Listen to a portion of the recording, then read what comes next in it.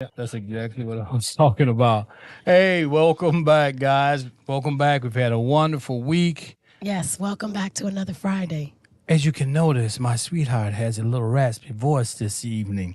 So, Jason tried to take my voice. of course I The did. voice monster came and took it. Yep, that's it. I think it was the universe because this was very much a topic that I wanted to talk about, and I had some very strong emotions and opinions about it. Yep. And last Friday, we didn't make it home enough to do it, and now this Friday, my voice is going out. And when I talk, it gives me a headache. So Jason has to be able to get my, Point across. that's right, Yes, with emotion and feeling. energy. Yep. So, ESPN. you haven't lost your sense of humor for sure.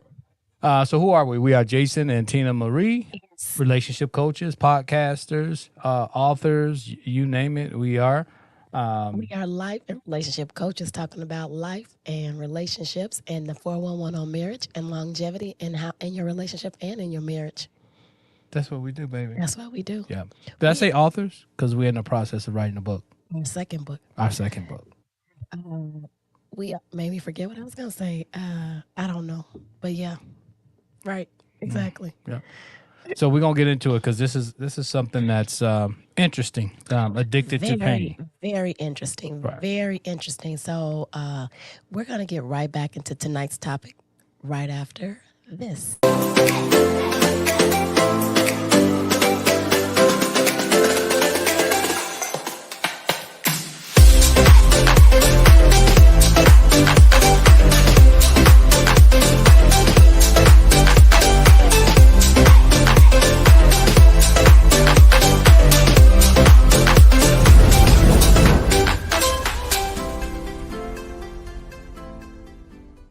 All right, we're gonna go ahead and get right into this. Yes. Addicted to pain. Sometimes we don't realize that we get addicted to pain or we are addicted to pain. We are just pain, period, right? Yeah. So, and I think it's because lots of times society really molds us. Okay, I'm not gonna get excited because when I get excited, I start squeaking. But I go have to put some bass in your voice. society conditions us to think negative. It's always the negative things that take momentum the fastest. It's always the bad things that get people caught up, right? Yep. I was a pretty good child, and If you must say so if I yourself. must say so myself, me and my sisters, right? Yeah. And so we had a neighbor that had a niece that was getting into all kind of mischief. And so she thought it would be a good idea if the young lady hung out with us. What do you think happened? What do y'all think happened? Instead of us influencing her, She influenced you all. she had us doing some ratchet stuff that we would never Ah. do.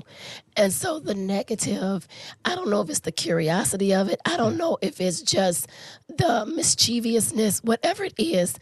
We always look at the bad when we are referring to our kids. We always, for some reason, notice the negative behaviors instead of the positive behaviors, right? And it's not until they're doing good things that we turn around and try to find the bad.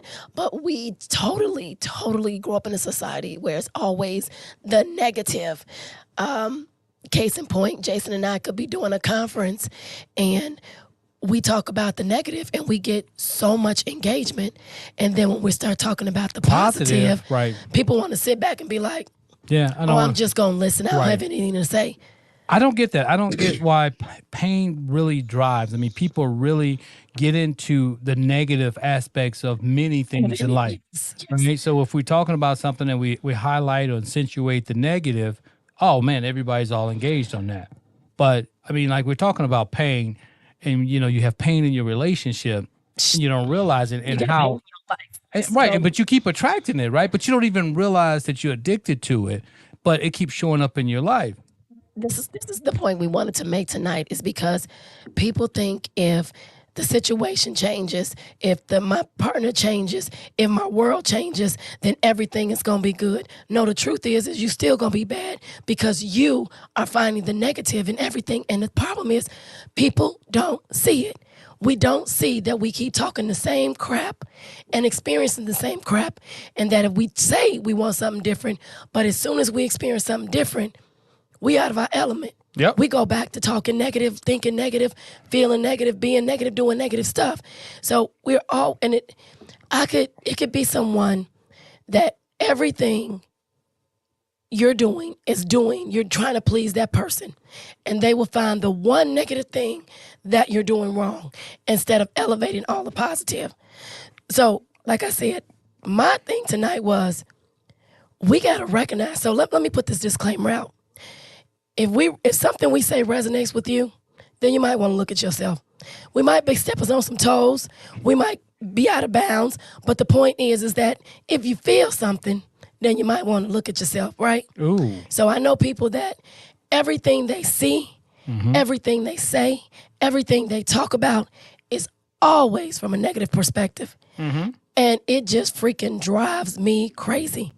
And then they talk about, well, I want to be happy. Well, I want this, I want that. How?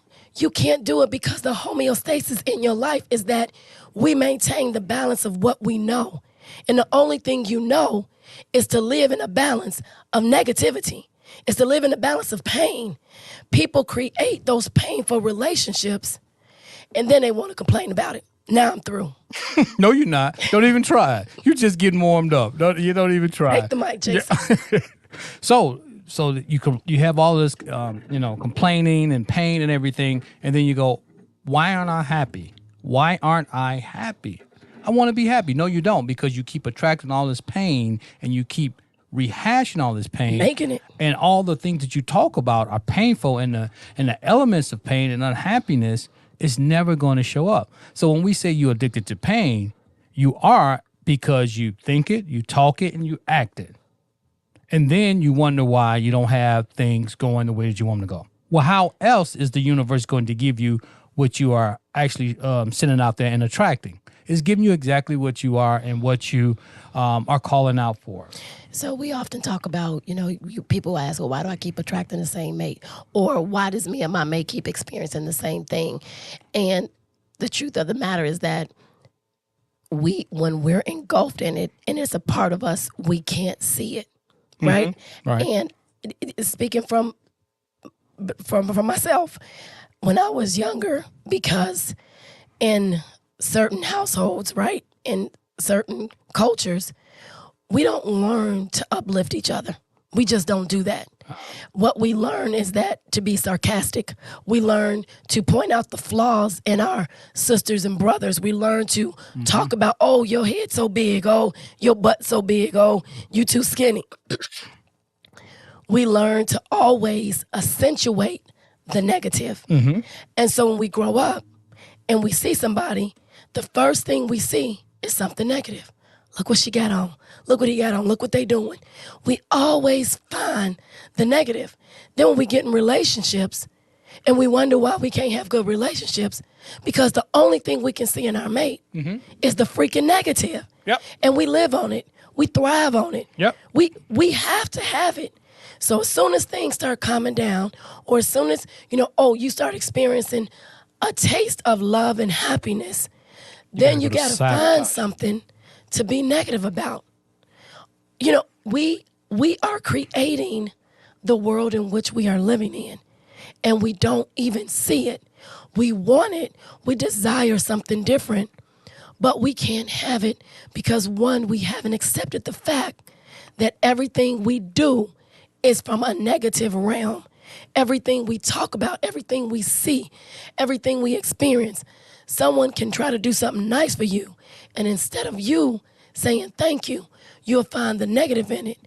I know Jason and I and a friend of mine was talking yesterday, and we often talk about how funny it is if you throw a party and 500 people came. We will find that one person we invited that didn't show up to talk about. Right. Forget the 500 people that loved us enough to show up and bring a gift. We're going to talk about that one person that didn't show up. Well, she didn't show up. I don't know why. And we'll find everything. Everything. Yeah, people in my family, Lord have mercy. We would have parties, have a joyous time, and it take one person to come over and say, well, XYZ did this and did that. And what are you just talking turn about? the whole mood of the party. People have to because we evolve and because our whole life is around that chaos, we do not know how to get out of it. And we experience it over and over and over again in our relationships in different instances, right? In different situations. Tonight we arguing about the dishes. Tomorrow we arguing about why you didn't put gas in the car. The next day we arguing about who gonna take the kids to school. It doesn't matter. Your thing is that you have to find something to argue about because your norm is negative. And we have to be able to realize that you're not going to experience any type of joy, any type of happiness until you realize that you are in a state where your homeostasis, your balance, your balance in your life is all negative. It's all negative, right? We talk about, and it has the same thing with positive, right? Right. People often tell me, well, you're a very positive person. I like to stay positive. I like to stay in the state of positivity.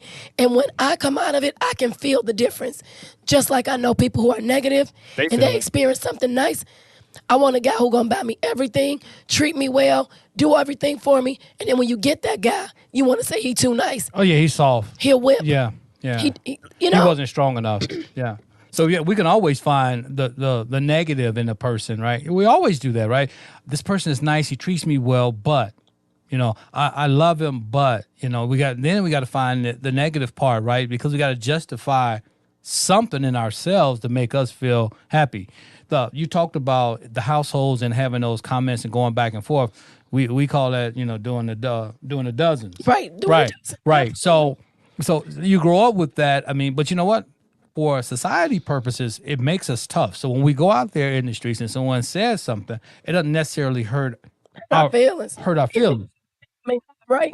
But I mean, you have built up some resistance to that when you go outside and someone says something. So I understand. And, I'm guilty of that, I mean no harm in doing it, but sometimes everybody don't joke the same way, right? So somebody goes, man, you are negative. I'm like, no, I was just joking with you. Well, everybody don't joke that way, so they take it literally. Like my son had a girlfriend that they didn't joke in the house, right? They didn't play around. They didn't say anything. You should have changed names and people. A friend of ours had a girlfriend. Okay. It was the friend. I'm speaking as a friend, right? For the friend. Had a girlfriend. And they didn't joke around in the house. But you come to someone else's house that they're fun, loving, and having fun. So when you actually say something, oh, get out of here with your big head. They literally think, oh, you think my head big? I mean, like, why are you talking about me like that? Right? So then you off on this awkward relationship with someone because they really take everything that you say at face value, right? They go, well, I don't like being around them because they're negative.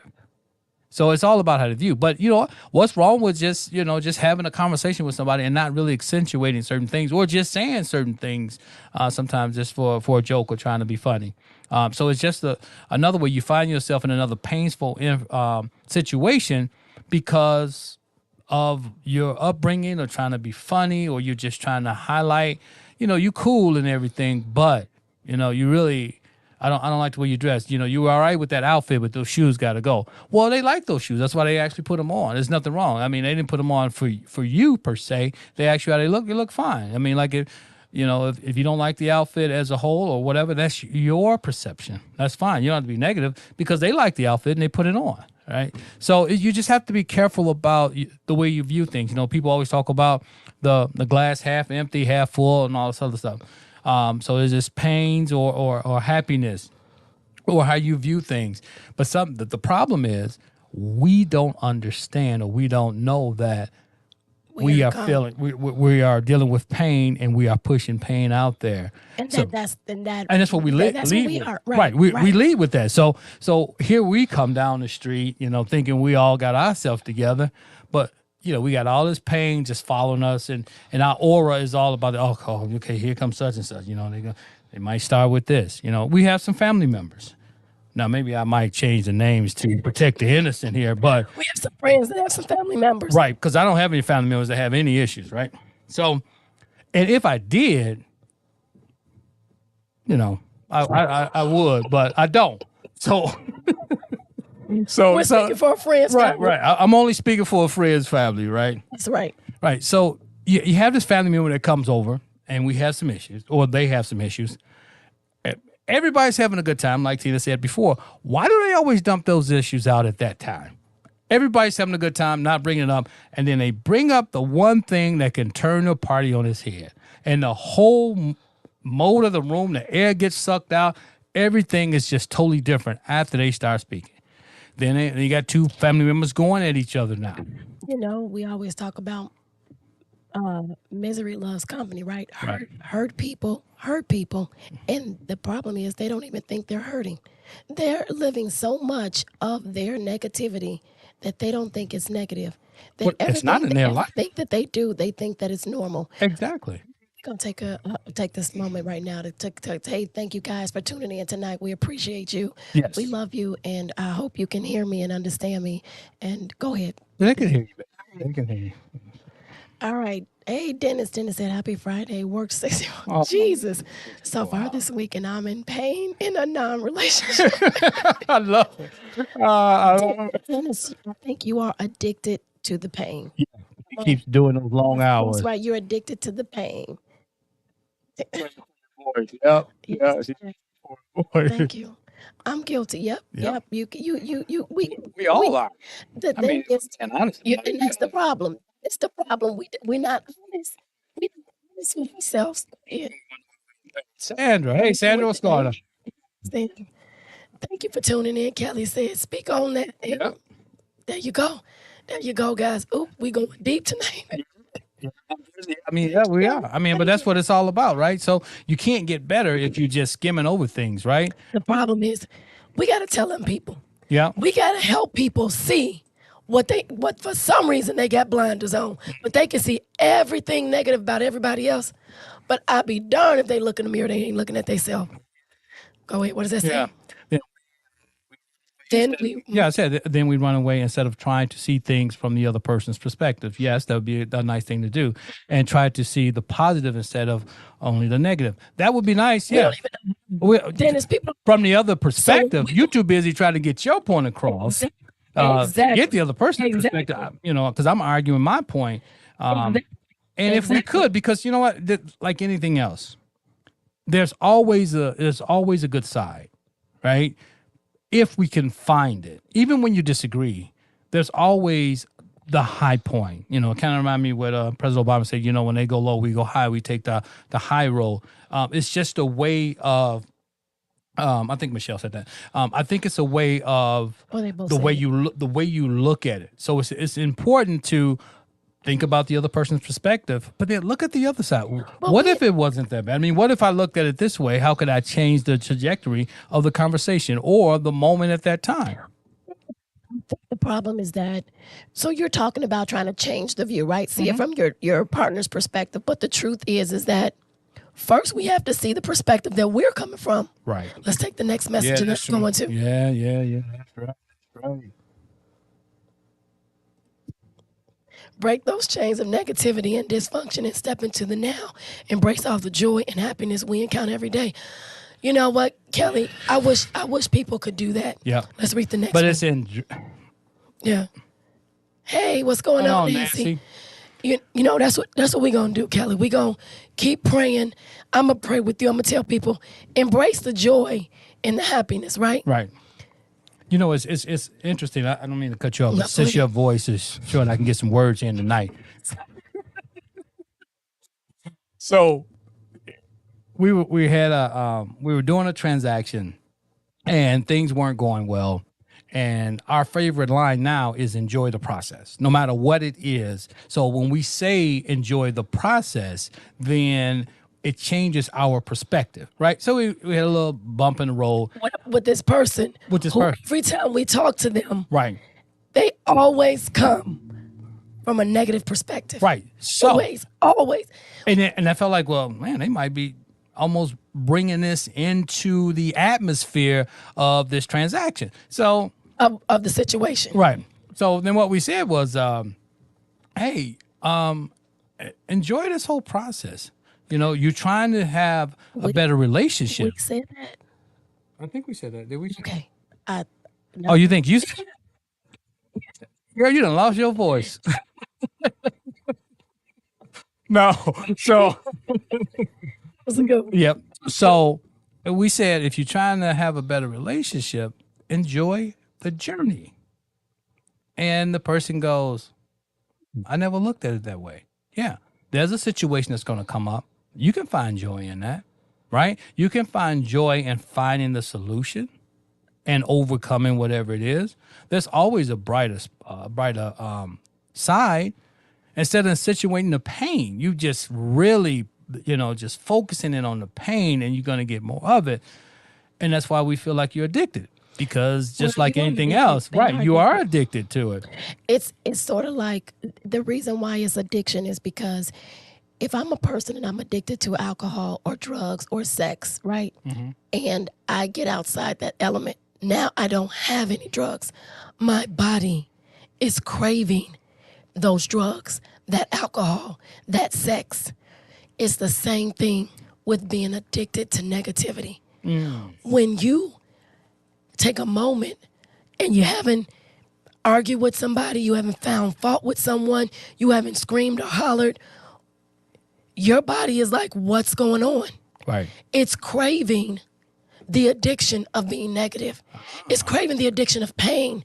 It's craving the addiction of being angry, of needing to holler, of needing to blame, of needing to complain. We are addicted to complaining. Those people who are addicted to pain, they're gonna find something Yep. to complain about. For sure. If it's just the fly on the wall, Yep. they're going, because addiction means my body, when it doesn't have it, it has to crave it. So if you're trying to have a relationship where it expresses love, but the only thing you've been doing for the past 5 years is finding everything that's wrong with it, you're not going to be able to flip the script. Nope. You're not, because your norm of who you are, your balance, your body takes over. Your mind is not even in control. Your body, your mind, your soul, everything is being guided by this addiction to whatever it is you're addicted to. You're going to find something to complain about. Jason and I often joke about, we're going to complain about the chips when it's not even about the last bag of chips. You ate the last bag of chips, it's not even about the last bag of chips. It's the fact that you are addicted to pain.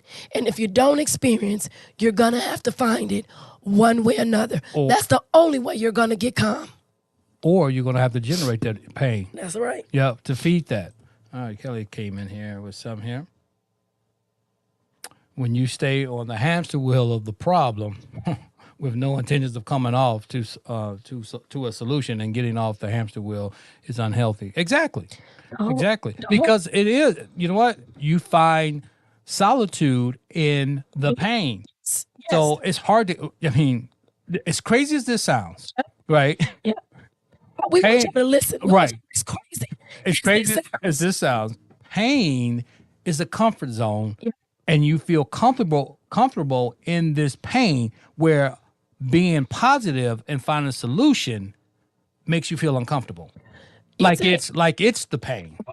I just want to be happy. I don't understand why we always arguing, why I'm always doing this. But you're doing everything to do that, to be unhappy and in pain. So like Kelly said, you cannot get off the hamster wheel of pain. And all you have to do is just step off. And then you see a different side where you can have a better solution. But you can't, because you're so enriched in this pain. Like Tina said, your body starts to crave it. So what happens? You go out and you give it more and more. And then you start hanging out with certain people, and they start feeding that addiction, right? So, right. Everything around you. Or if you don't have enough of pain, we go call the painful person to help bring in more pain. And we on the phone talking about, girl, man, let me tell you what went down. Oh, really? Let me tell you. Oh, man, well, yep. And we going to feed more into The this joy of negativity. There you go. The joy of and man. And for whatever reason, sometimes you feel better after you talk to your most negative friends. If you do, then you got to look in the mirror. So tonight's topic is about understanding not the fact that we're addicted to the pain, but coming to terms with it, coming face to face with it, recognizing it, because we will tell the negative people will tell you everything about yourself. You do this wrong, you do that wrong, you say this wrong, you think you know everything. But I'd be darned if they say one thing bad about themselves. Oh, I know how to do this. Oh, I know how to do that. Yeah. Negative people who are addicted to pain, who are addicted of staying in that slums of negativity, will wallow in it all day and all night and tell you about everything and everybody else that's wrong. But when it comes to them, everything is on the up and up. Everything but they is got the good and kosher. 411 on all the pain, but they're good. But then you look at their life and Tell Kelly, tell me I'm lying. Tell me I'm lying, Kelly. Come on. What did Kelly say down there? Kelly said, Jason, you speaking on the truth. Thank you. Yeah. Call up that other pain person, ain't he? Come on now, Dennis. Speak, Come on, Dennis, tell me. speak. Tell me it ain't so. Yeah, that's Tell true. me it ain't. You tell me, has somebody ever came up to you and said, did you see Nancy? Man, she's looking really beautiful today. Heck no. They said, did you see Nancy with that little tight skirt on? Did you see her with it up to the crack of her butt? That's what they said. She should be ashamed of herself. Exactly. And then a lot of that you get from the church people as well. I'll be throwing stones. I'll be throwing. Okay. Come from. Oh, okay. Just read these comments. Let me take that stone back. I'll save it for later. Got plenty more to throw. Speak, Jason. We learn Yeah. this conversation with you. I want you guys, if you know what, Jason, I don't know if you could put the link in the chat so people can talk. But guys, the thing about being addicted to pain is that we don't think we can be addicted to pain. We don't think that we can. It sounds like nonsense. It sounds crazy. And just as crazy as it sounds is just how crazy it is. Yep. And people don't want to be honest with themselves about being addicted to pain. Well, that's true. We will blame everybody under the sun why our relationship broke up, except for us. We will blame our mate. We'll do things to make them unhappy. Yes. We'll continue to make their life a living hell when we constantly saying, I just want to move on with my life. I don't want nothing to do with them. But every chance you get, You talking about them. talking about them, talking, doing stuff about them. You talking, you bring up situations. This reminds me of such and such. I don't do this because this reminds me of this person. That's why I'm not with that person. Well, if you're not with that person, then why are you bringing this up? You know, if you're done with the situation, you're done with the situation. So if I'm done with, eating, I get up from the table, I discard whatever I need to discard in the garbage, and I'm done with it. I don't go back and constantly talking You about go back in the garbage, get all your garbage. No. So No, people, exactly. But people do that. people go back and pick up all that garbage out of the garbage. Right. Pick up other people's garbage along the way. Exactly. Yeah, that's what, especially when you call your little negative friends. Not you personally. Right, but- right. People- Right. But some people when want to be people have a- validated. People have a negative party. Right. Yeah. When they want to be validated and they know who to call. And this is the thing, right? Things aren't going right or things aren't going the way you want them to go. You pick the person that you want to call and talk to that's going to agree with you and side with you. And that's the person that you call. That person is in the same amount of addiction of pain as you are Yep. and don't want to let it go. My addiction to pain is not accepting all of my faults and taking it as an attack on my character. Yeah. Instead of embracing the conversation and finding a solution. Exactly. And that's it. So,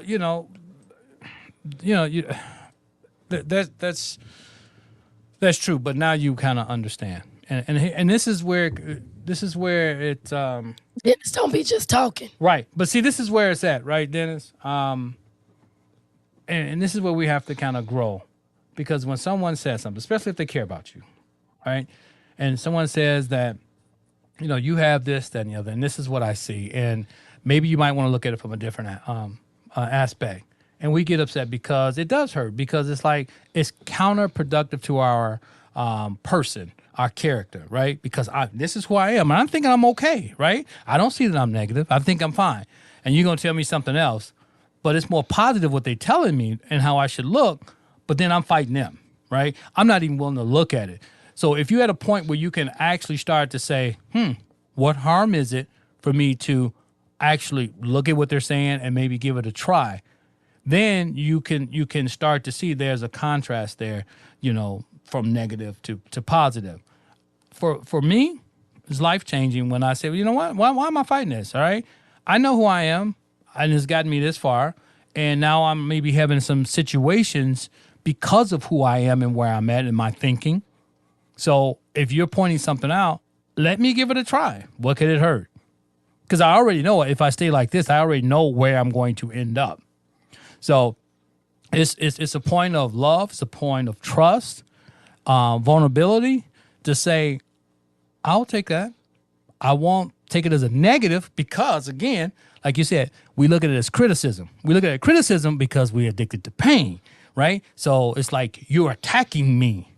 You are going against me, right? So if we can say, okay, I appreciate your outlook. Let me take a look at that. Let me reevaluate that. So if you do that and you look at it from love or look at it from a different aspect, then you'll get a different outcome. So here's another thing about pain. We're so enriched in pain and addicted to it, entrenched in pain and addicted to it, that we can't see the good. So you think that the person that cares about you, that's giving you some positive feedback, is actually against you. Because, again, you need to feed that pain addiction. And people who have that pain addiction, I've had people who I've talked to, and they want to start talking about something negative, and I had to stop them, and I had to say, I don't mean any harm. If I gave you the impression Oh, that was funny. that I wanted to talk about negative things, Yeah. then let me apologize, because that's never my intention. Because what happens is that people who want to call you and dump all their negativity on you, now you carrying around negativity, talking about what they talking about, and now you're feeling like crap because have given you their garbage. I don't want anybody's garbage. As Kelly said, life is to be enjoyed. My purpose is to enjoy life. Whether I got an hour left, I got 500 years left, or 5 trillion years, my point is to enjoy all of it. And the only way to enjoy it is to see more of what I want. And if I want good, I have to see good. But people who are negative, people who are addicted to pain, cannot get out of it. And when you try to tell them that they are addicted to pain, they think you crazy. When you try to tell them, well, what are you doing different to experience something different? They think just saying, I want to be happy is enough. But then if somebody comes along that can make you happy, then there's something wrong with them. Yep. I'm telling you, the addiction of pain is so real, guys, that you got to step out of yourself and look at what you look at most. Ask yourself, in a day, how many times am I saying something positive about somebody? And how many times in a day is everything that's coming out of my mouth about their flaws and their faults? And sometimes it's about ourselves. We'll look in the mirror and say it. When we are unhappy with where we are in life, and this is the honest to God truth, when we are unhappy with the choices that we have made that have put us in the position where we are now, and we talk that smack to other people, but if we are unhappy in our life for whatever reason, because we are unhappy and miserable really on the inside, then we have to make everybody else's life a living hell, because that's what's going on inside of us. Yep, for sure. For sure. All right, let's see what we got here. Not only addicted to pain, but also living in the past with the pain. Huh. Speak it, Kelly. Speak it. Kelly, I would go there, but I'm trying to just not say too much. Go ahead, Kelly. Speak it, Kelly. Go ahead. That was not dealt with and letting go. You know what? Kelly? You said a mouthful right there. That ass hurt. So you know what? We get out of the past. Right. So we Let's say it. Can't get out of the past. We use this analogy. It's kind of graphic. So you know how you go to the bathroom and when you get done, you flush the toilet. And it goes. The equivalent of the equivalent of carrying around junk from the past is grabbing that crap and carrying it around with you. It's just, and it seems stupid and nasty and gross. But that's what we do. But why are we carrying around something from my childhood or something that happened? If I released what I don't want and it's in the toilet, why am I digging in the toilet and bringing it with me? Bringing it with me. I constantly smell like what I done digged up. Yep. Okay. So it's like, well, dude, I mean, like, when I gave that analogy to somebody, they said, that don't really. He said, man, that's kind of nasty. Why would I? Yeah. I said, but you keep talking about your past, and you keep bringing it along with you. What I did, how I did it, and all this other stuff. What she did, what they did, what we did, how we did, yeah. What my daddy did. Well, I'm like this because my daddy. Well, you know what? They did the best they could. What my first grade teacher did. It don't even what they did. Right. Honestly, it don't even matter. Yeah. What nobody has done to you in the past. Nobody. The thing is, you have control over you. And if you're still letting whatever somebody did to you control you, that means you have given up your You have power. lost control. You have given up the power of you. Freedom comes from letting go of the past after acknowledging it and then putting down the baggage. Exactly. Yeah. You don't walk around with your luggage after you get back from your trip. No, you don't constantly walk around with it. What people do, Kelly, is they take out their bags, right? They don't put down their baggage. They take them down. They see you, and then y'all exchange baggage. Hey, what you got in your bag? Let me give you some of my bags. See, that's what people do, right? Yeah. Not only they carrying it around, but now they sharing it. Oh, yeah, because then they call the friends, like, what you got in your bag? Because I want some of that. You gonna bring that to the trip? Okay, so I'm gonna bring that. Yeah.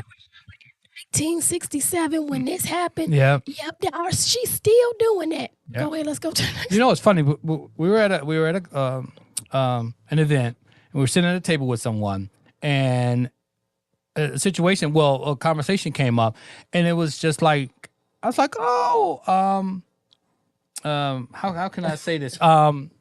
It was some misunderstandings that went on, right? I'm thinking one thing, another person's thinking another thing, but neither one of these are true, right? So we sit down and we had a conversation, and we goes, well, I said, I was thinking this. And it's like, well, no, I was thinking this. And it's like, I'm so glad that we sat at the table and we were talking. I'm like, yeah, because sit down, you call, hey, how you doing? Because it's nothing big, but it's all about how you look at it. But once we started talking, come to find out, like, wow, this could have went on. And then someone else had shared a story that they had spoke to someone and the person didn't hear him. And then she spoke to him again, and then she didn't hear him that time either. So she felt like, I'm not going to talk to her no more because she don't want me to speak to her. And years had passed. And then eventually they had a conversation, and she said, I thought you didn't like me. And then the other lady said, well, if you spoke to me, I didn't hear you, but I was just wondering why you stopped speaking to her and stopped interacting with me. So you just kind of have to be careful. Sometimes it's not exactly what we see, because it is exactly what we see, if that makes sense. Because we see it because we see it. And that's what we want to see. But all the time, that's not the case. So you just got to have to, And how are we looking at it, right? Right. It's how you look at it, right? That this person will stop speaking to me. It's frustrating when the other person expresses my faults. Who is it frustrating to? Then go, because imagine this. It's probably frustrating to the other person that's expressing your faults to you, too.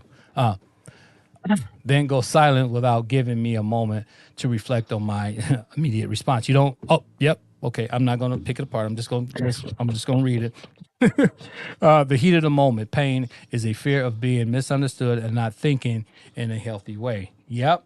Mm-hmm. So it's frustrating to you when someone points out your faults. Okay. It's probably as frustrating to the other person that they have to keep reminding you of your faults or pointing them out. Because if we talked about it and we had a conversation, then it should be taken care of or on the road to recovery.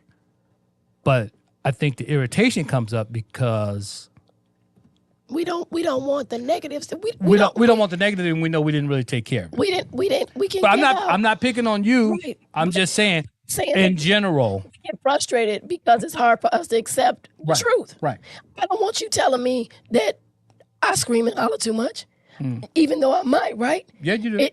I mean, yeah, I'm just agreeing with you, baby. Yep. Yep. I mean, it's a real good conversation tonight, though.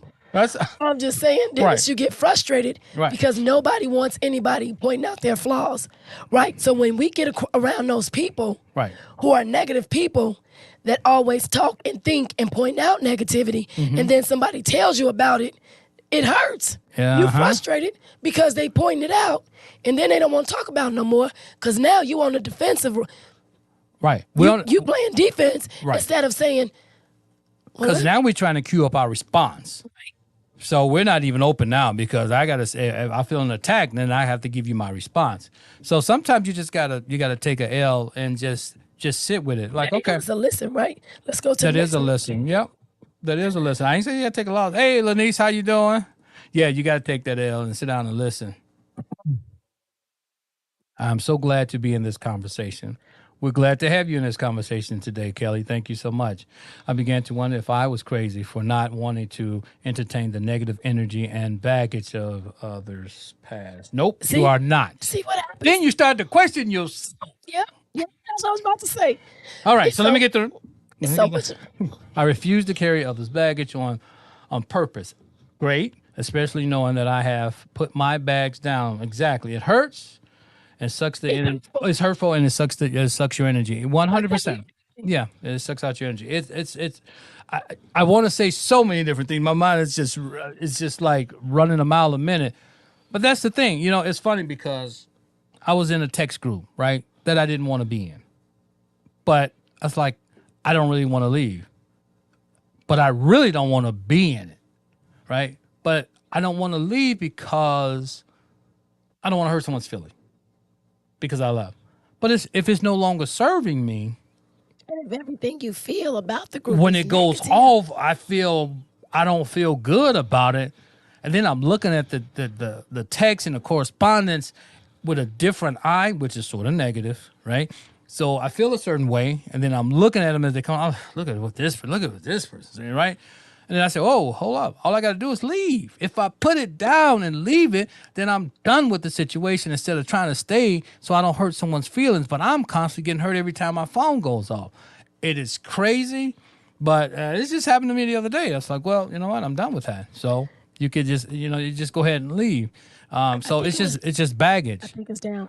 Okay, we got that. This one. Yeah.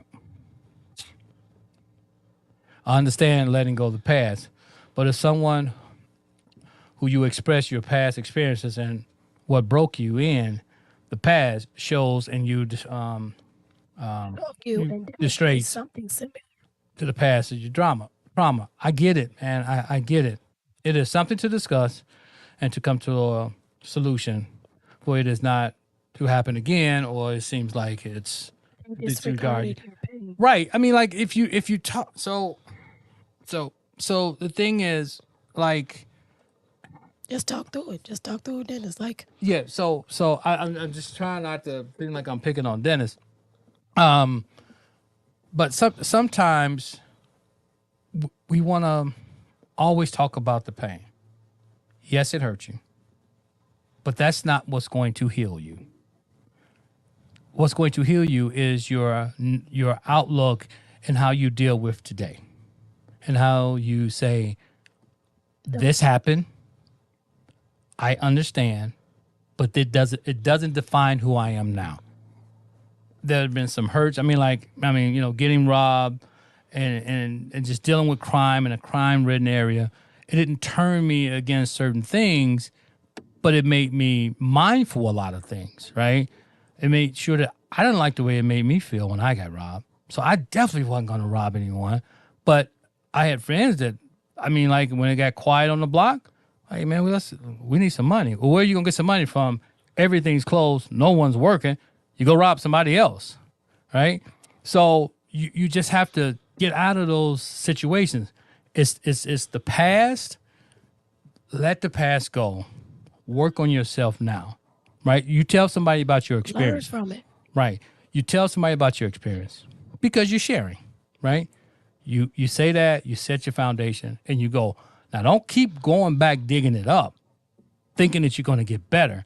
How you deal with your past is start to think and have a brighter future or a better And future shift the perspective of it. and shift it, right? So if I'm planting flowers today, tomorrow I'm not going to go back and dig it up because it hasn't started growing. It takes time. Or looking at it and getting frustrated with yourself because it's moving too slow. So take it, you had your experience and it's over with. And now you go, what can I learn from? What can I take from this experience and move on? Because if you let that experience continue to control you the whole time, you're never going to grow. You're going to stay exactly where you are with that experience. Can I say something? Also, Dennis, if you want your partner to talk about your pain, because can you bring his comment up again? Yes. So bring it up, Wig. Okay. So if you said you talked to your partner about it, right? Mm-hmm. And you expressed your past experience that broke you, the past, and you demonstrate something, and they demonstrate something similar to your past trauma. Is it something to discuss and to come to a solution? Okay, well, maybe we misunderstanding what he said. Okay. So letting go, but if someone who you expressed your past experiences and what broke you in the past, and the past show you and demonstrate something similar to your past trauma, is it something to discuss and come to a solution for? If it not to happen again, or does it seems like they disregarded your pain and you let go? Okay. Well, so yeah, I still kind of feel the same. I No, understand. he's saying. So, Dennis, are you saying that he got a comment down and go to Dennis? Okay, let's see. Okay. Okay. All right. So, because I'm saying if you told someone, so I was trying to understand if you shared your past trauma and now they're doing the same thing that you told them was your past trauma. Is it that, or is it that you shared it with them and now you want to keep talking about it with them, but they don't want to engage in it? So I was just trying to get a clarification of what you were trying to say. But if so, No, that's go not- ahead. okay. So then let's go to Lanice. I just wanted to make sure kind of what he was saying. What about your feelings? What about your feelings and real talk? Okay. Yeah. So When you say what about your feelings? Okay. yeah, that's why your messages. Yeah. So we were talking about being addicted to pain, and I think Kelly was saying, I'm not sure, Lanice, which part you were talking about. So it's kind of, I guess Jason was kind of getting into Dennis's thing, and Yeah. so, but I guess maybe she was saying disregarding your feelings too. Oh yeah. So Yeah. not only your past hurt, but your feelings, maybe about that. Yeah, So, and you gotta, you know what? I think a lot of times too, Lanice, we use our feelings as an excuse to support our pain. yes, absolutely. So we say, I got this pain, my feelings and this and my emotions all time. Yep. Yeah. That's all that needs to go along to make your body happy to deal with the pain, right? There's your body yearning for it. So If it's something that doesn't make you happy and you keep doing it and you keep feeling it, that means that you like the feeling of that feeling. yep. So I'm gonna share this with you guys. So shout out to Danny Stillwell, I think that's her name. So Danny, she told us in a workshop that when she experienced something that someone has done to her that's negative or hurtful, she decides how long she wants to bathe in it. How long do I want to feel this feeling? How long do I want this feeling to take control over who I am and play a part in the next decision that I make, right? How long is this person going to have control over my life? So I'm going to look at the problem. I'm going to look at how they made me feel. I'm going to look at all the circumstances, and I'm going to decide, do I want to be angry and get upset and talk about them 30 minutes, an hour, one day? They're not getting more than that. So whatever pain of the past, I have to decide how long I want to deal with the pain. Kelly said, we got to pack our pain up, Yep. put it in the bag, and toss it out in the garbage. Yep. And that's what I do. I'm like, okay, Jason done pissed me off. How long do I want to bathe in this pain? Yep. How long do I want to feel this way? How long do I want to be upset? How long do I want to feel angry? How long do I want to feel mad? How long do I want to feel unhappy? I make a decision. When that time is up, so is that problem. That time is up. That problem is up. I'm going back to being and doing what makes me happy, because nobody has control over me, my thoughts, my feelings, my actions, my reactions, but me. I'm going to stay in control. I'm not giving my power to anybody or anything. It doesn't matter what my mother did. It doesn't matter what my 8th grade teacher did. It doesn't matter that the man who failed me for my first driving test did. Doesn't matter. Doesn't matter what my neighbor did. Only thing that matters is how I look at it, how I decide to shift my perspective and see whatever the good was in it that I needed to learn, and then I'm letting it go. I'm not trying to change anybody. I'm not trying to complain. I'm not trying to make excuses why I feel a certain way. And when we do those things, when we continue to talk about the pain, when we continue to bathe in it and shower in it and then get other people's sympathy, and then we continue to carry it with us from 8th grade to 9th grade to now we in college to now we grown. Now our kids are the age when we first experienced that problem. If we choose to keep carrying it and talking about it, that means we addicted to pain. That means we need to be bathed. Our body is craving the hormones and the things that are released when we feel pain and negativity, because the body has to maintain what it knows. And when my body is out of alignment and being happy, I can feel it. So when people who are addicted to pain and love talking about it, love living in the past, when they need that, that means it's time for you to take a look at yourself and realize you are truly addicted to pain. And if you cannot come to a realization with yourself, you need to go do some mirror work. You need to go do some mirror works. You need to get real with yourself. Hey, don't shoot the messenger. Just receive the message. Folks out there, they're addicted to pain. They want you to be addicted to pain. They want you to be all hurt and hurtful.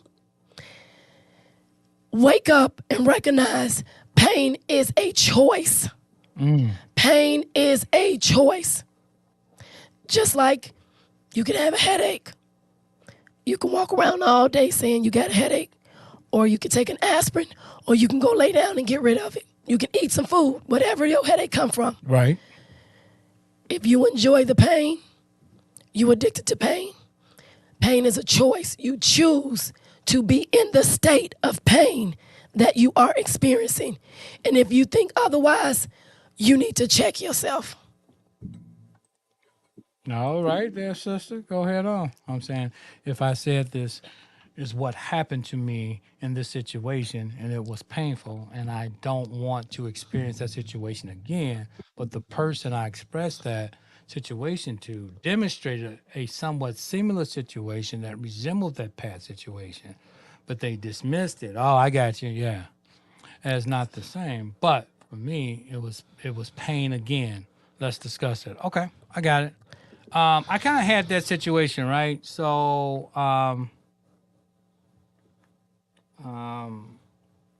it was something that came with a situation, and I expressed it to someone, and somehow that situation ended up in my new relationship. That I expressed how it hurt me and how it affected me, and then it showed up again. It showed up again because, one, I was with the wrong person, and they found the one thing to try to hurt me. So, thank God they did, right? It was, then I wouldn't be with you, baby. But yeah, so you were being, open, and you just like, hey, you with someone you really like, and the situation came up, and you expressed it, so they knew that, okay, it's like, Hercules and his hair, right? So you tell them something, and they got that one thing that they know how they can, drive it in there and hurt you. So, but you know what? I got past that. I was like, it didn't break me. It made me sad, but I didn't wallow in it. I didn't just always, oh, why they do that? So is all my relationships going to be that? If I tell them this, that, that's going to happen to me? No, no, no. But my take on Dennis's question is, if that person did something similar, but then they dismiss it like it's not the same thing, Dennis saying, let's talk about it. Yeah. Okay. Right. But Dennis, also, you have to ask yourself, is it the same thing, or are you being overly sensitive because it was a pain trigger before? Yeah. So now anything that's close to it, anything that resembles something that causes you pain, you like, well, it's the same thing to me. It's close enough. Yes. Right. So, yes, have a discussion, but the discussion shouldn't be around pain. The discussion should be around understanding what is the trigger, helping the person realize how you receive that pain, and maybe helping them to understand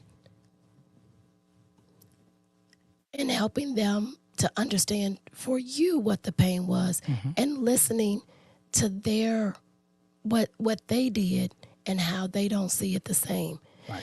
The thing with pain, if you're in a relationship, right, because we're talking about being addicted to it, but this situation is, if I told you that this hurt me and you turn around and do something similar, you're doing the same thing.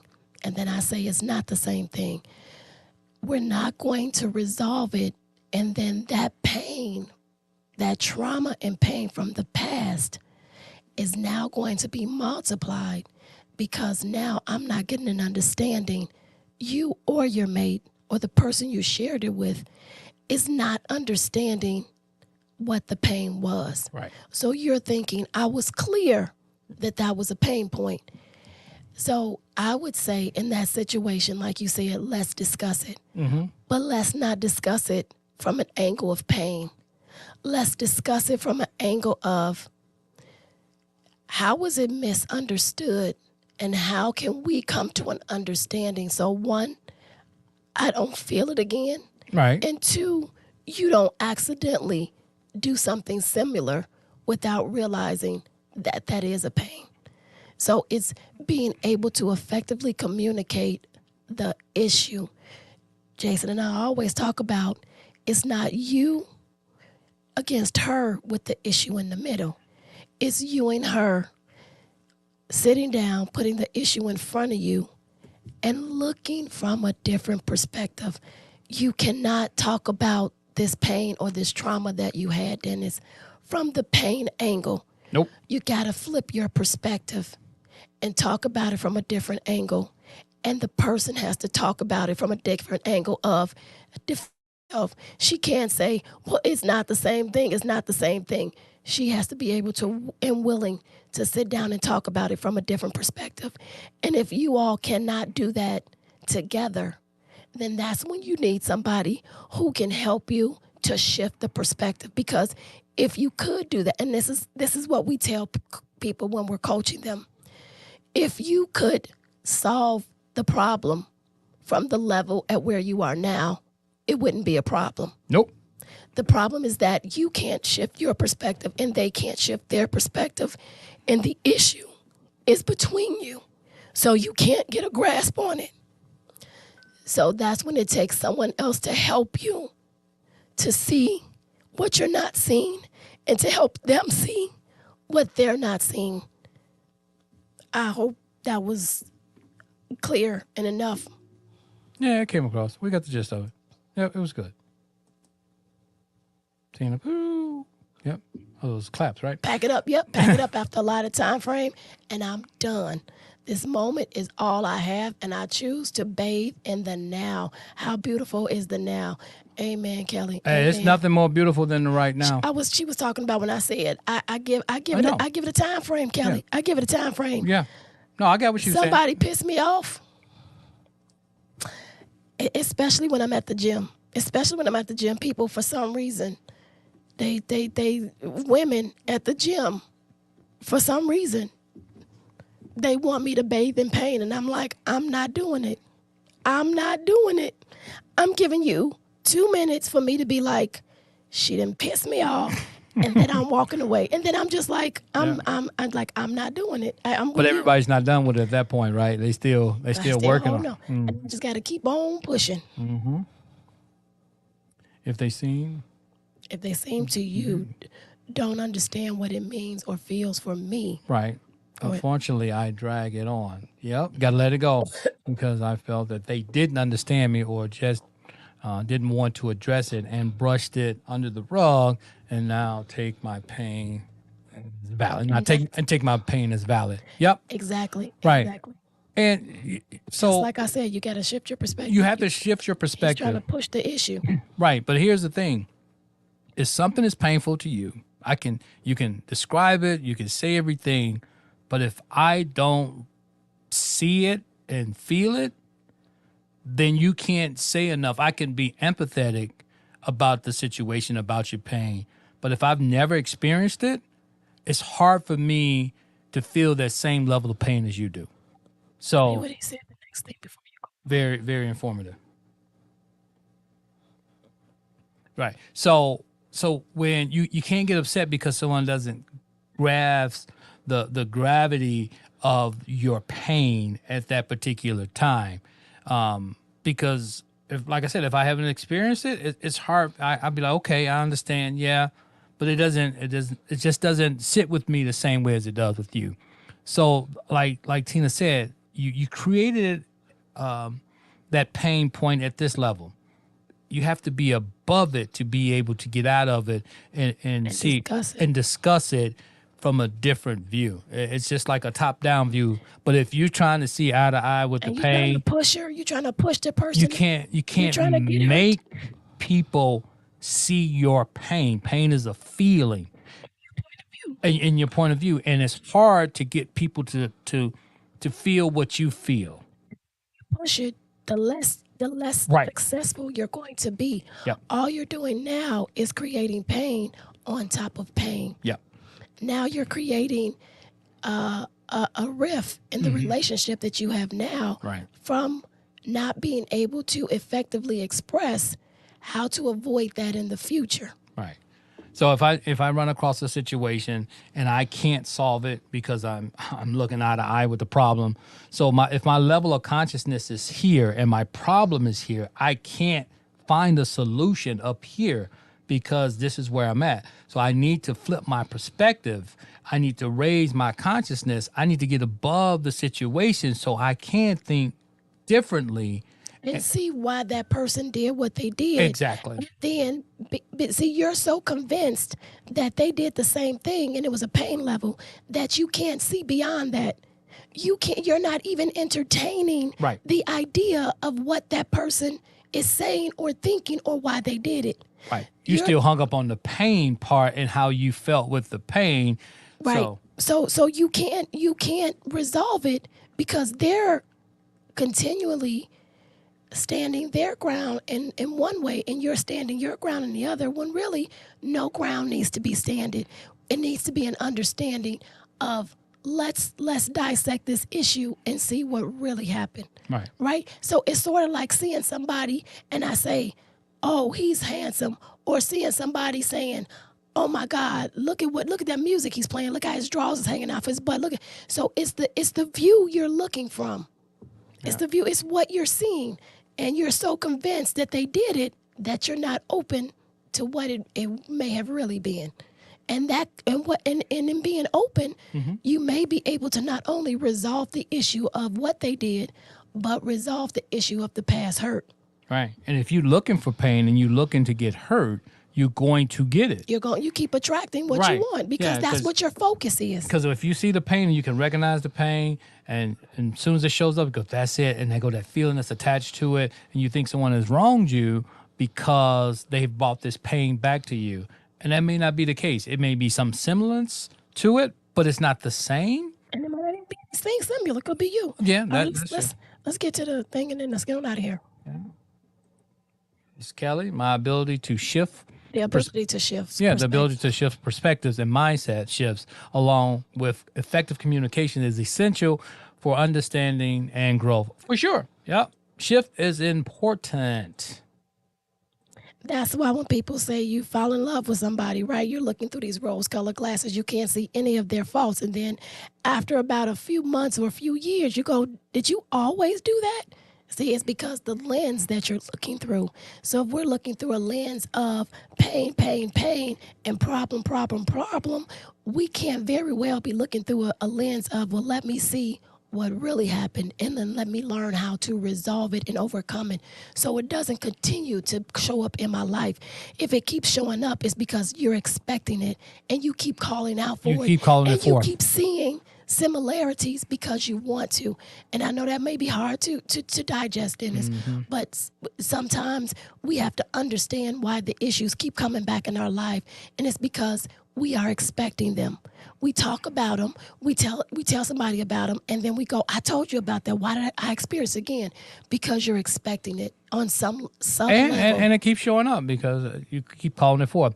I feel like if it's not felt from where I'm at, the importance of the issue, it could possibly happen again because, yeah, Exactly.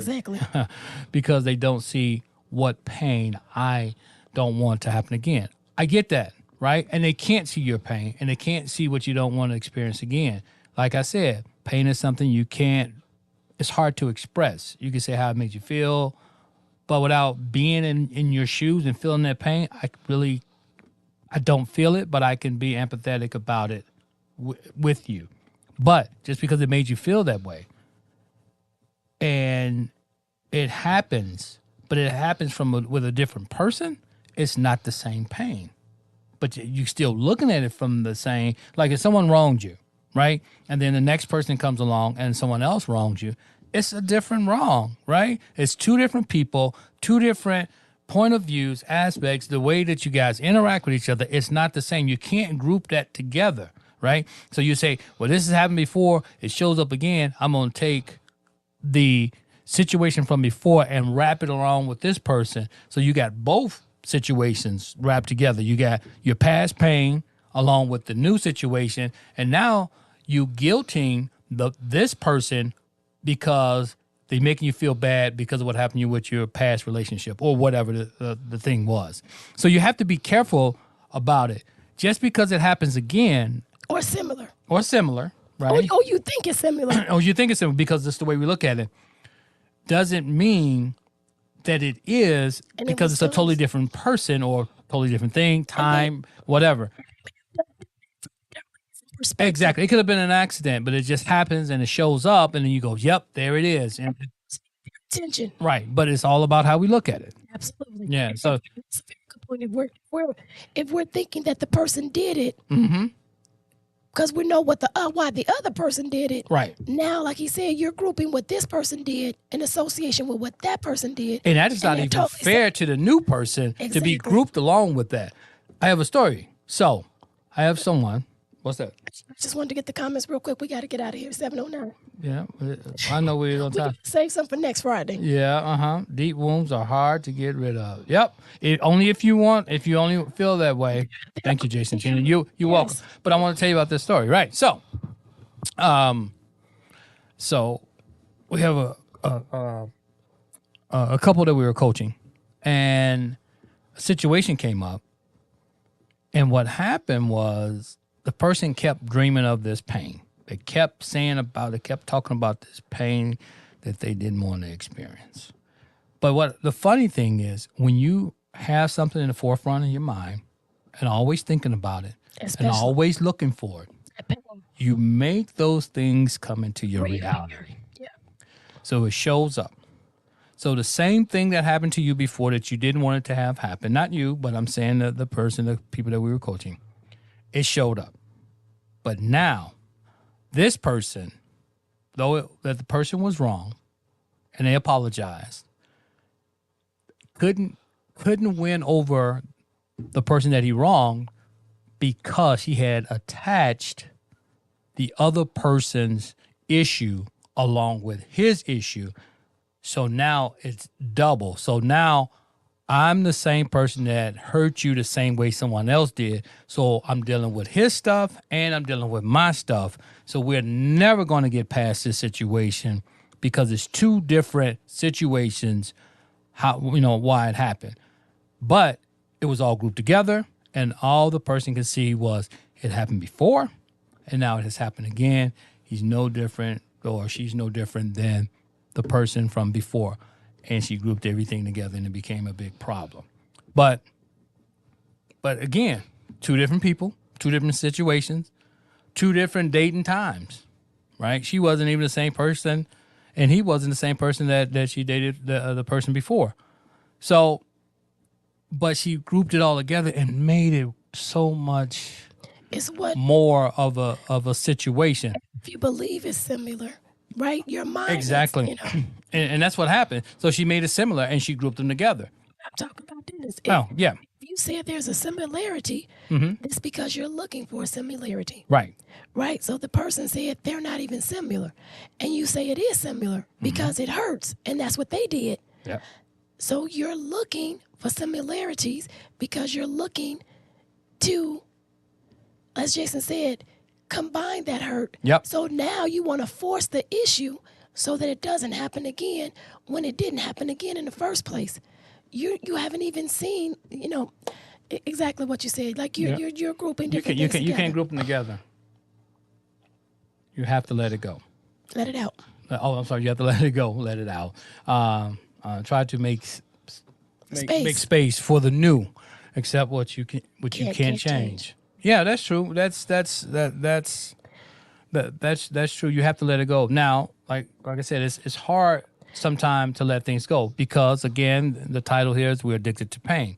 So when it's painful, When we it's hard to let it go when we want to live in it. Yes, that's a perfect example because you're still living in that pain. And so you are looking for it so that you think that you don't want to experience it again. And when you see something similar, now you feel like all the pain you felt back then all comes back up Yep. because you are associating it. Yep. And it's not even the same pain, but because you have thought about it, you still have, as Vicky said, let the pain go.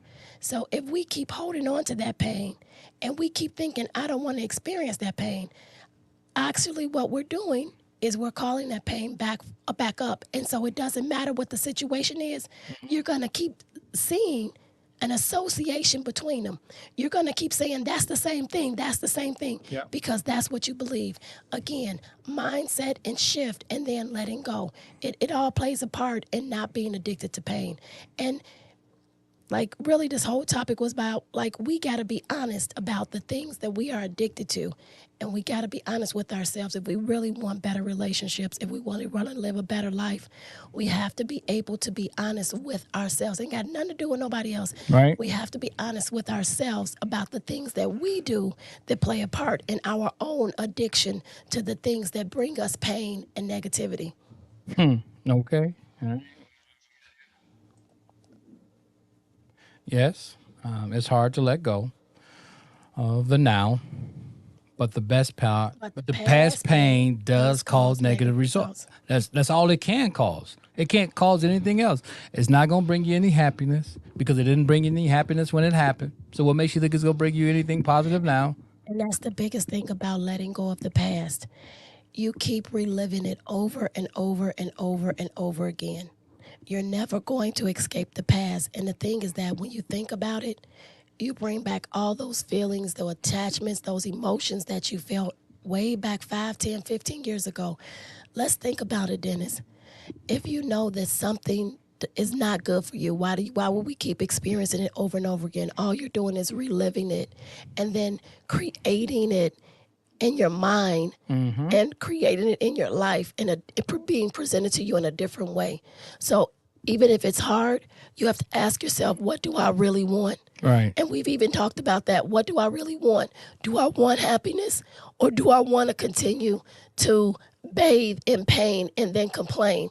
Because if I'm a complainer, then that's going to be my MO. It doesn't matter what somebody does. It doesn't matter how a person is not doing it. You're going to always find it. It's the same thing. It's bringing me pain. If we are complainers, and this is to anyone, if we are continually bringing up something that doesn't and didn't feel good to us, then we are continually bathing in that pain and being addicted to it. Why would we want to relive something that doesn't serve us any good? Why do we want to pick up garbage out of the garbage can and re-eat it? Yeah. It doesn't make sense. So why do we make it make sense in our mind when we do it, when it's dealing with pain of the past? How can something 15, 20 years ago still have control over your life? Like, at what point do we make the decision to be happy and just enjoy life? Or- It's already a journey each and every day with new experiences and new things to overcome. Why would we want to continue to drag something with us that doesn't make us feel good and serves no purpose in our lives or our relationships? Or just take control of your life, right? So if you're still being led by your past, you can't get anywhere in your future. You can't. So it's like You're it's like a vicious crashing. cycle. You're crashing and burning. It's like driving. Constantly, right? You're looking in the rearview mirror, you guided by the pain. Well, I don't want to do this. I don't want this to happen. This came back up. I dodged this.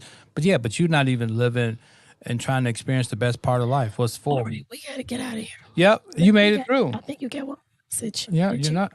Yep, you got through. Your voice and everything. I'm so proud of you.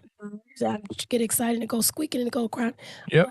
But guys, the first thing in understanding that we are addicted to pain is, how when people make jokes, my name is Tina and I'm addicted, I'm addicted to drugs, I'm addicted to alcohol or whatever it is. We got to stand up and say that in the mirror to ourselves. We got to start looking at what we look at. Do we always see the negative in the situations around us? Do we always expect the negative results? Do we always get on the phone and call a negative person and talk about negative things?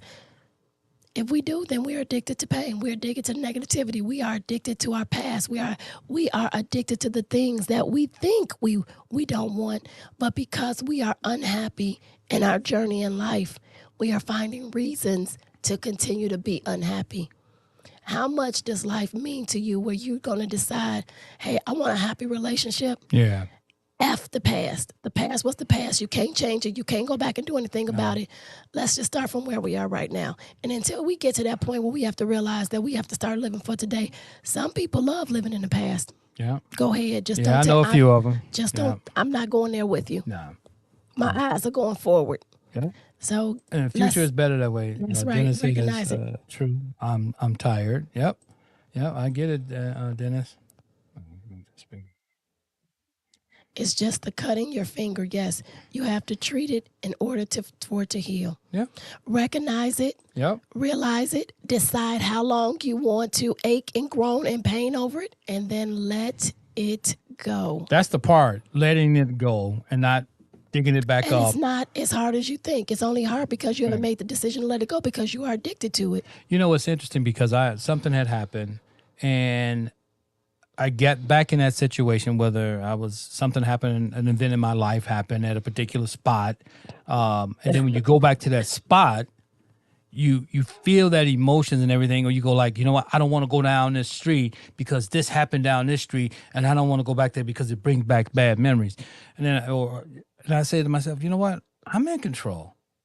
I mean, that happened years ago. Now I'm going down here and I'm just going to face this, right? And everything's going to be okay because I'm not the same person, and I'm not going to let this dictate me, and I'm side, or like you go past something, but like, yeah, that's that spot there where this happened, right? And you just constantly living it, because what comes back with that is emotion and everything else. So, and then you go back to, at that time I was doing this and this, that, and the other, and life wasn't going well for me. And then you can just go down that rabbit hole of all the negative stuff just off of one experience. So you have to be in control of yourself. When we say let go, it's multi-layered.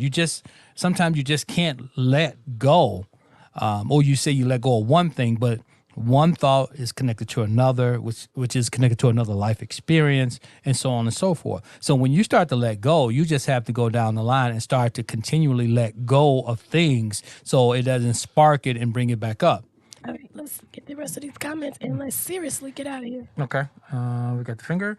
And thank you both. Yep, you're welcome. Not a problem. Thank you for being here. We really appreciate you. Thank you, Jason and Tina.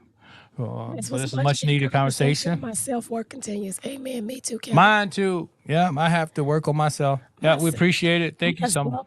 Staying in control and not letting other people bring their baggage and dump their garbage in my life. Yeah. Well, guys, I'm committed to self-work, even if I have a partner or not, and I honestly need some counseling. Yep. And the thing, Dennis, is you can say counseling, or you can. It could very well, Dennis, just be self-love. Yep. Yep. And sometimes when we heal from the past, and the past is just a dictation that we never really loved ourselves. We were lost in what we thought we were supposed to do. Right. And so we lost our way. And then that gave way to the foundation of who we think we are. But sometimes all we have to do is go back, forgive ourselves, do some self-love, and you come out a whole totally different person. Right. Give me that book. Do some Dennis, I honestly, I don't know if you ever got it, and I don't know what you think about yourself, but this is for any guy, any lady, any girl, any teenager, any person. Go get this book, Mirror Work Works. And it's a book that takes you on a journey of self-love. It takes you on a journey of healing from all your past hurts, forgiving the people, forgiving the situation, forgiving yourself, the experiences, the doubts, the feelings, the not being able to actually look in the mirror and say, I love you for who you are. There are countless, Jason, why don't you, and we're going to get out of here, why don't you just do one experience of, unless you got glasses, can you see it? Want me to read it? I'm going to read one, but I will recommend this book to anyone. It's not gender related. Okay, so this right here is one of the days in the exercise, and she gives you a great background, and she tells you about it, and then she takes you through this exercise, and it says, I am willing to appreciate myself exactly as I am. And so you look in the mirror and you say this to yourself, and then you say, I appreciate you exactly as you are. There is so much to appreciate about you. I appreciate all the wonderful qualities you have. See, I'm talking too long. You are valuable, and I appreciate you. Thank you for being you. And there's other exercises. It's 21 days, and then once you sit in the mirror and you actually say these things to yourself, you start to you overcome with emotions about how you really feel about yourself. You'll go back to past experiences and things of that nature, and you start to forgive yourself for being caught up in certain situations.